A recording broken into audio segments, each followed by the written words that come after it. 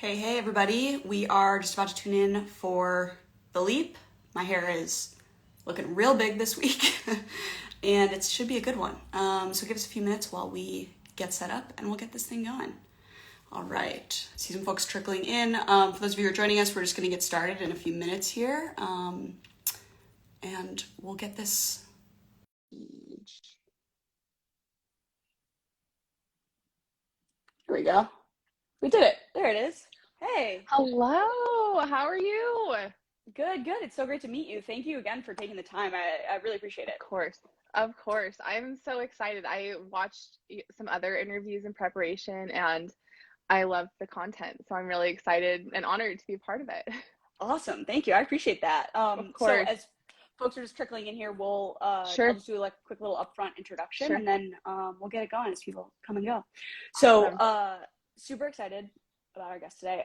For those of you who haven't joined us before, haven't seen this, my name is Rachel Rennick. I am the co-founder and CEO of Wethos, which is a platform that helps freelancers team up and form what we're calling virtual studios. So we make it really easy to price complex projects and split payments. Each week, I'm interviewing different creative entrepreneurs who have taken the leap. Jordan is this week's guest, which I'm super excited to dive into, particularly because I know your journey started with a layoff, and that might did. be that people are hearing more right now. Yeah. So just a quick introduction on Jordan. So Jordan Crump is the owner of the Space Social LLC, which is a digital marketing agency. And really they specialize in creating really valuable, high quality content for service-based providers. Jordan comes from the in-house world. So she was in-house doing digital marketing for about 5 years and was actually laid off in the midst of COVID. Here's the kicker, like 2 days before she had an emergency section. So Yeah. that's a whole thing in and of itself. But It the is. reason why we're talking to Jordan today is because, she loves helping her customers meet some ideal clients, create consistent high content and video. And she's an avid podcaster. When she's not creating content, she's in Las Vegas, which I have questions about in general. I'd love them. 2-year-old son. I think a lot of people think that Vegas is the Strip. I live in a suburb like a half hour from the Strip. I think Las Vegas is the coolest city in the world to live in, but to each their own. Yeah. Hey, I live in Nashville, so, you come for the bachelorette parties and you don't realize like there's a whole world outside of that. So I totally understand. Yes. So Jordan, I'd love to just kick off with a little bit in your own words. Like tell us a little bit more about your journey to start your own business and how that's evolved over time. Sure. So like you said earlier, it did start with a layoff, unfortunately. I was listening, I said podcast earlier. I was listening to a podcast recently that said that to know if someone's successful or not is how they respond to a problem. And so I feel like a lot of us went through a lot. Can I swear on here? Yeah. Okay. I think a lot of us went through a lot of shit with COVID, with our jobs. I think there was a lot of uncertainty for a lot of us. And for me, the same thing happened. I was laid off 2 days before I had an emergency C-section. So in some ways it was nice to be home. In some ways it was really shocking. But that's what started the Space Social. Is I decided I didn't want to work for anybody anymore. I didn't want to give somebody else the power to lay me off 2 days before I have a baby, so I decided to make the leap. And the Space Social LLC was born. So it's been an incredible and hard journey, but I'm grateful for it. Yeah. Starting any kind of business is no easy feat. I think starting any kind of service-based business, of course, has its own specific challenges. Which I am excited to dig into. And I'm curious, there are a lot of folks right now who might be going freelance, maybe not so much by choice. Maybe getting laid off. And you know what? I don't feel like mine was by choice. When I was preparing for this, I really asked myself, was this by choice? And for me, I don't know if it really was. I didn't feel like I was safe to go work in the world of COVID. I didn't, especially with a new baby. And I felt like I needed to figure out something that I wanted to love what I did, and just like I said earlier, not give somebody else that control. Yeah, totally. I feel like when it comes to that kind of situation, it's I always joke, I'm sometimes life makes decisions for you. Yes. But yes, I guess, it really is all about what you do with that. And I'm curious, is there anything in particular that helped you sort of push through the kind of initial shock of that crisis moment and then turn into an Yeah. opportunity, particularly given the other crises that was going on Sure. with, having your baby? Right. So I'd say that initially I didn't really care just because I was having a baby. It was kind of like something I was like, I'm going to come back to this when I'm like recovered, and Perspective. it was what it was. But I think so I think I would be as resourceful as possible. I know that the people who are listening here are very resourceful people. They're listening to live, they're listening to live. That shows that they're resourceful people. I would say listen to podcasts. Like I'm sorry if you can hear my son crying. I would say Don't worry listen to I would say listen to podcasts of what you're interested in. I think that's how I learned a lot in what I do currently is podcasts. Like Google's great, but I think people are more willing to give out information on podcasts. Yeah, I agree. Plus, there's more room in that format, like in this format too, to kind of have a more, I don't know, contextual conversation than just sort of like a how-to or, something that's not Yeah, immediately absolutely. applicable. Because Absolutely. every situation is definitely different. So in Yeah. terms of like, any recommendations podcast-wise that you think folks I should mean, be? I have a podcast, this Space Social.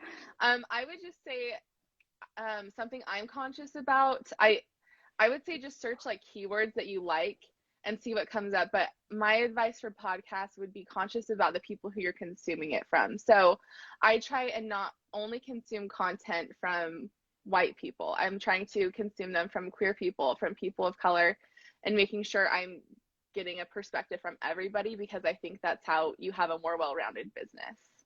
So Yeah. that's one thing I would say to be conscious about if you're trying to get into podcasts. Yeah, that is totally true. It's very easy to fall down like the Gary Vaynerchuk, like Yes. slippery slope, and like never return. And I Yes. think like that's a perspective, but having the diverse voice around the table. I mean, we ran into these issues all the time when I worked at big ad agencies. Like, Yes. we were making bad decisions. Like, we were making worse Yes. decisions because we didn't Yes. have diversity, and like it was just so obvious. And I think, I don't know, it seems like a no-brainer at this point, but yeah, I mean, we're talking about getting laid off. Like I was laid off in 2020, and I think, I learned a lot from that year I'm grateful for, but I have tried to implement that into my business. And I think that's been part of its success as well, is making sure I am consuming from diversified voices. Yeah, totally. So in terms of like your business and how that's sort of grown or evolved over time, when I started freelancing and when I think a lot of folks start freelancing, it's kind of like say yes to everything and just sort of like see what you can do and see what you can get, and then you sort of like go through a transition period. That's been my experience, where you get to start saying no, and that's like a real growth moment. It's so nice. It's a nice moment, but it takes a while to get there. Yeah. So how has that happened for you in terms of just like, how do you tactically kind of handle growth? How did you sort of grow the business in the start, and like how has that changed as you're at a different sort of life stage later on the line, and maybe you're even thinking about scaling? Like how's your sort of strategy changed? So I think my advice is I scaled early. I didn't scale big, but I did scale early. So I hired a VA about 4 months into my business because there was one specific aspect of my business I hated, and it made me dread what I did, and I felt like I lost creativity over it. It was engaging for my clients. Like I hate going and leaving comments. I just don't enjoy it. Like I love the creativity. That's not a part I enjoy. So I hired a VA to do that part for me because I was feeling uninspired, and she loves it. Like I ask her all the time, I'm like, are you good? Are you sure you like this? And she likes it. So I love people. I know. Where there's always somebody out there who just like loves something that you might totally hate, and like I know, I just love and that. Utilize them.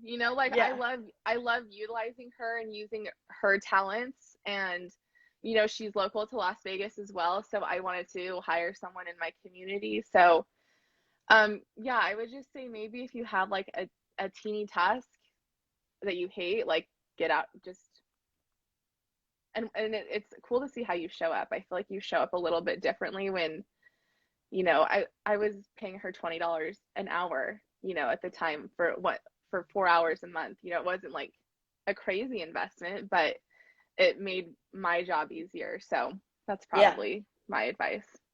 Yeah, totally worth that time trade-off, I think. I think the hardest part about like delegating and hiring sometimes is that like delegating is a job in and of itself. It And is. it's always tempting to be like, it's just faster if I do it myself. Like that's like a classic, like Yeah. I always fall on that sword. I'm like, I'll do it myself. And Yeah. then I die. And I'm like, Right. It's kind of a learned skill too, delegating. yeah, yeah, So, 100%. Being um, clear and like giving yes. direction, like it's just a very different muscle for sure. Yeah, I think I'm still learning that to this day, but I'm grateful to learn it. It's a great skill, especially as I do want to scale more. Yeah, and so I have a question for you, which I don't know if you like are wanting to go necessarily into this, but one thing that we always used to debate when we were scaling was like how to communicate to our clients, like who is doing the work. Yeah. Because an agency Yeah. like a big agency, they love to like have this like flashy new biz team and like Yeah. the chief creative officer in that pitch, and then we're bringing out all the stops, and then they win the business, and then you never see that dude ever again in your whole life. Yeah. And so like Yeah. so it always felt when we were scaling, you know, like it was kind of an open secret anyways that Yeah. like you might be Yeah. talking directly to us, but like other people may be executing. And so we ended up Yeah. at some one point sort of switching tactics and actually leading with, hey, here's your team, and making it a real benefit. Awesome. Yeah. But I was just curious, like, yeah, like how do you think about communicating to your clients and like, ensuring or making them confident that like, the quality won't suffer? Like, I don't know, any Yeah. sort of pushback that you've gotten there or thoughts there? Yeah, I think so. I'm actually, as I'm sure people are about to increase my prices. So I kind of want to talk Hell about yeah. how I'm going to talk about that with my clients. But so it is an open secret. They see that someone's logging on, and sometimes they're like, what's this log on? And some are like, oh yeah, like I just assumed you had help. And some are like, what, this isn't you. And I think if I have had to explain that, I'm like, this is her passion. We've had in-depth conversations about what she's doing for you. If there's ever a problem, like let me know immediately. But like I do need her help, and I really talk her up as well. So Yeah, that totally I helps. make her sound really cool, and she is incredible, right? But I really Yeah. talk her up. Yeah, I feel like that's kind of the key to it, is like we sort of had to flip it around to make it feel like, hey, anything you need, like we've got the network for it. Like, Yeah. and we Yep. can, facilitate and scale up, and like again, just kind of like flipping that weird like open secret that happens anyways in agencies and actually Yeah. making it a benefit. Yeah. So Absolutely. Oh, can I talk about how I'm going to tell my clients? I was yes, speaking please with my do. VA. I just think this is I only recently learned this, so if anyone has better advice, but I'm excited to try it. Just saying, when I do increase their prices, like these are the things that it's going to allow me to do for your business. So I will increase my VA's hours. She will be doing more for them. So I think that's one way I want to talk about it, is to be like, this is like actually a huge benefit to you. So Yeah, it's always scary, but you got to do it. yeah. Is this the first time that you've like actively raised prices with like existing clients, or have you done it in the past? I have not. Yeah, you'll rip the Band-Aid off, and you're about to find out who's really serious. Oh yeah, I know. What's hard is I feel like you kind of already have an idea, but I think that anytime I've lost a client, as you do in freelancing, that's very natural. I always feel like there's always someone so much better who comes in, and I hope they're having a better time as well, but I feel like they're better fit for me and for my business. So yeah, and the stage that your business is at this point, right? Right. Like, I just have to know it's going to work out. It has before, so it will again. I'm hoping, and I feel that you'll be pleasantly surprised that people will not be surprised, and they'll probably be fine with it, just given that, Yeah. like we've had vendors raising prices, like Yep. salaries are going up, like yeah, I think I'm sure they will react well to it, but I know that's always like a super scary moment. And like at one point we set like a minimum contract value of like, I think it was 10K, and we were like, I remember being terrified and being like, oh no, like so what I things are actually turning did off? that. I actually recently did that on my website as well. I said a minimum package is this. Are you okay with that? Because I felt like I didn't want to surprise people, but I also Yeah. wanted to kind of set a standard up front.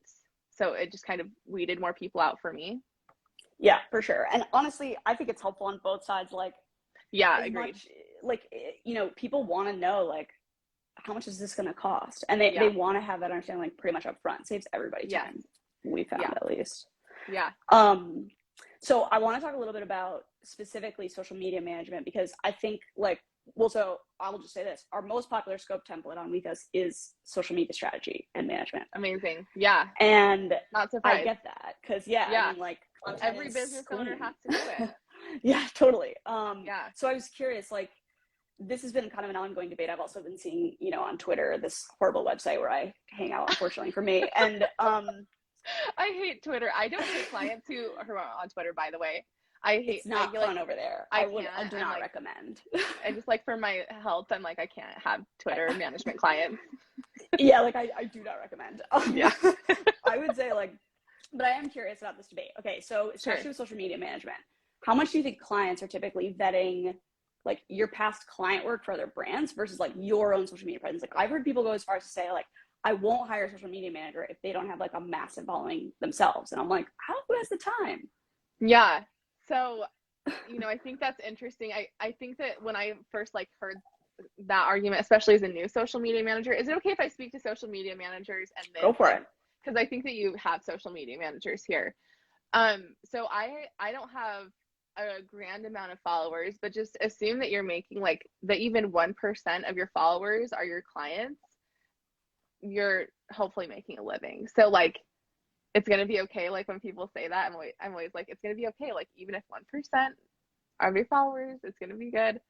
But I would say, do I think? I don't know. I think I would. Do you get I asked think about it directly ever, or no? about my social media. Yeah, like your own personal social media presence, I guess. Like, what are the types of questions, or do people ask you about that at all in terms of, like, proof of your own, I guess, capability? So most of them just ask me how many years of experience I've had. No one's ever Mm, asked me if I have a degree, not one mm, time. No neither. one's, yeah, which is interesting to me. But no one's ever asked me if I had a degree. I mean, some people have asked to see like clients' portfolios or like their current Instagrams, and I'll ask my client's permission before I send that over. Yeah. But I think that's honestly the extent. There have been times in my business where I've shown up more than other times, as I kind of think it is with everybody. And I don't think that that has affected the influx of clients for me, but that's Yeah. just my experience. Yeah, I totally get that. I think there's a lot of misconceptions around social media in general still. And, like, when I was Yeah. in advertising, it There, was like yeah. 2013. So it was like, those were early days where clients were like, I don't know, like, here, you run CoverGirl's Instagram. And I was like, okay, I'm like 12, but sure. Right. But Yeah. but back then there was a ton of misconceptions. There, like, still is. What do you Yeah. think is, like, one of the bigger misconceptions about social media management? And then, like, how do you think about balancing time between, like, the content creation versus the managing of it, which I know are two very different brain Yeah. waves? Well, I think a big misconception about social media management is that you have to post every day to be successful. I don't think that's sustainable for humans. I think that we all have lives, and I think that if that's your goal, like great, but I don't do that for my clients, and I think that that can be really overwhelming. So Yeah. that's What's the kind right of one. cadence in terms of what you do personally or for your clients, in your opinion? How do you mean? Like, if not posting every day, which I agree, I think it's, like, too much. It's like an onslaught, and the quality probably goes down. Yeah. Or do you typically recommend more, like, I don't know, 3-4 times a week, 2-3 Yes. times? So Yeah. most of my clients, we post 4 times a week. I'm actually in the process of beefing up, and this is just for Instagram. We're on Instagram, so I'm just going to talk about Instagram. Um, I'm kind of beefing up their reels because I've noticed that's the only way they're gaining followers. That's how we're starting conversations. So Yeah, totally. that's how I get people to know my clients. That's why I only take service-based providers, because I love to show someone's personality off, and it's easy, in my opinion, it's easy to show you off. Like everyone's a unique individual, and I love that. So Yeah. yeah. I've heard Reels is oh man, they love to bait us with like the organic Yeah, like traction again, and it's like so upsetting when like how easy it is for them to like early days Instagram, you used to get you could get so much reach organically, and I now it's like know. just nothing. But Yeah. Reels is like trying to compete with TikTok, so they're really pushing reach on that, I think. I think that they have to. And I know that that's hard for some businesses, but I think that it's going to change anyways. And like you can choose to like do it or not, Yeah. but like I don't really, it's kind of hard for me when people complain about it. I'm like, then get off, like go to TikTok, like go to Pinterest. There's other places for you if you don't like it anymore, you Yeah. know? Yeah, I think uh God, everything's just gonna morph into one giant like I, super app right, monster where they all right, like kind of do the same thing. You're like, where am I? right, right. They're just all trying to compete with each other. So we were talking about time management for social media. So if Yeah. I'd say my best advice is I love to batch. So that's when I essentially set aside a day or two, a week, a month, like this is kind of whatever you need, and I create all my content. So what this does is I don't have to create it when I'm not in the mood. I do it when I'm in the mood and when I have a set time. So it makes my time management a lot easier. So do you plan out like a month of content in advance, something like that, and then kind of do the batch creation of it too, and then the batch scheduling? So I don't plan out I don't plan out a month because I think that that can be kind of far in advance. I think that things are changing. So, there's some posts that like I can if it's like a review. Like I know that's not going to change in a Yeah. couple of weeks, but I might leave a couple slots to do something more trending. Um so I would say for myself I do it a week at a time. I think as a social media manager it is changing about that fast. So, Yeah, it is. Like just even just like the news cycles of like, oh, we should pause on posting something, or we should, yeah. comment differently or whatever it is. Like it's just things are just changing so quickly that Yeah. it used to feel like when we were planning for like a big client, like a TV commercial is planned like, oh, a year in advance. And I remember being Right? like frustrated with that and being like, this is going to Yeah. be totally culturally irrelevant by the Yep. time it's made and airs. And Yeah. now it's like a week. Yeah. And I'm like, Yeah. I don't even know how TV commercials get made at this point. But yeah, Right. it's because like she's, in 6 months from now, God knows. Oh, right. Oh my gosh. Yeah. So really quick, well, actually, this is my last question, but before I get to that, I do want to just ask quickly about like plans for the future, anything folks should be keeping their eyes peeled for, and where they could potentially find you if they want to follow along. Yeah. So, I mean, kind of like I said earlier, I'm really working on creating more video content with my clients who are on Instagram. So, that's showing up on your stories and video content and kind of talking in this way. I think this is a great way, like get on lives with people who are in your industry. Get in front of different faces. Yeah, I would just say try and implement more. I think that that's definitely the frontier. I mean, it already is, right? Yeah, for sure, for sure. Um, so if folks are thinking about taking the leap or have maybe recently, not by choice, taken the leap, any advice Yeah. you'd give if they want to Yeah, start a get freelance on business? unemployment. Yes, amen. Get on unemployment ASAP. So I would say I think something that felt good for me is when I first started, I didn't spend a whole ton of money. It is a little bit more upfront, but I would say like you don't have to go super hard initially. Just like it doesn't have to be an A. It can be like a B minus, and you can work your way up. Like don't let perfectionism stop you from taking the leap. Like just it's gonna be okay if it's not the best for a little bit. Yeah, for sure. And it's funny. I've been talking to some folks who work at Shopify, and we were talking about like when you have a Shopify store or e-commerce store, one of the biggest like emotional barriers is like how it looks and feels, and like people get really really caught up on it being like absolutely perfect before they send it live, and then Yeah, only to find out maybe like, oh, maybe the product's not selling the way I thought it would, or maybe I need to tweak yeah. this, that, And they wasted etc. all their time on making their website look good when they should have been using their time to improve their product.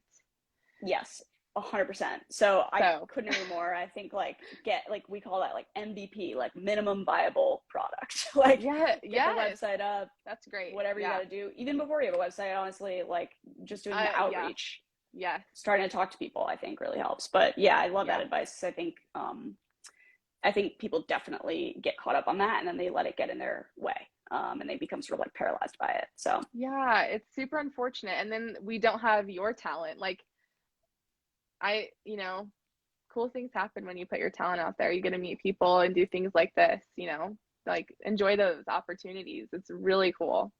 But yeah, you do have to totally. just start. That's all you have to do. Yeah. It's And so much easier said than done. truly, truly. And like, yeah, that is though, it's just it is I think it is a mindset shift internally because, I always say like nobody is going to take you seriously until you take yourself seriously. And people Yeah. pick up on that. And I think that is just something that, comes from within and from Yeah. fucking up a lot. Yeah. Yeah. Oh, go ahead.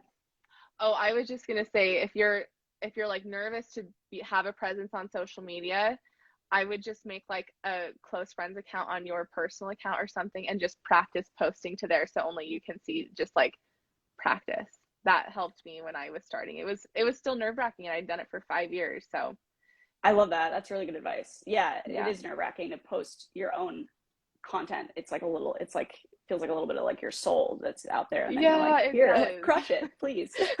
Right. My girlfriend's Right. also a musician, so like that is a whole other set of like put a creative thing into the world and Yeah, I like feel like that's even pray. worse. Like I feel like It's that would brutal. be even worse. It's so brutal. It's so brutal. The bravest, honestly. I like seriously Oh cannot. my gosh. Musicians are like the bravest people I know, truly. Yeah, that you're really putting yourself out there, and yeah, social media posts, if it doesn't land, it's gonna not be there eventually. Yeah, because the internet Music, moves at the speed of light, so right. everybody will forget about it in 30 seconds. Right, right. Well, Jordan, it was so amazing getting to know you. You as And thank well, you again for joining us and having this of course. conversation. People should follow you on your So, studio's handle, right? yeah, so I am at the Space Social on TikTok and Instagram. That's where I Amazing. am. Yeah, Go check her out. She's got some really amazing resources, so don't miss out on that. And thank thank you you. again. We'll be back, I think, next week. Let me look at my calendar. I believe it's next week, yeah. And I will be coming in hot from New York. So we'll see you guys then. And thank you for joining us. Nice Have a good talking night, to everyone. you. Bye. See ya.